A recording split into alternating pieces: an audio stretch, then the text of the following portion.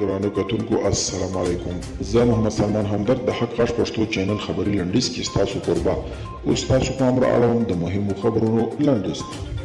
واشنگټن ټایمز ورځپاڼې ویلي چې متحده ایالاتو په افغانستان کې خپله ماتې منلې ده. ورځپاڼې ویلي د امریکا له افغانستان څخه د وتښتلو ټولو سرتیرو په ایستلو سره ومنله چې په افغانستان کې یې ماتې خوړلې ده. په کابل کې د برټانیې سفارت د یوې خبرپاڼې په خپرولو سره ویلي چې ښایي طالبان د مې میاشتې له لومړۍ نیټې وروسته د بهرنیانو پر وړاندې خپل بریدونه له سره پیل کړي.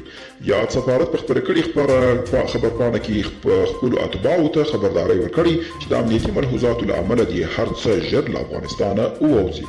د بهرنیو چارو وزارت حنیف اتمر د افغانستان، ترکیه او پاکستان په درې اړخیزه ناستې کې د ګډون په موخه استانبول ته تللی دی او د افغانستان لپاره د ملګرو ملتونو ځانګړي استازي دیبورا لاینز په دوحه کې د افغان لوریو او نړیوالو همکارانو سره د بین الافغاني مذاکراتو د پیاوړتیا لپاره د یوې مناسبې لارې پر موندلو سلا مشورې کړي دي.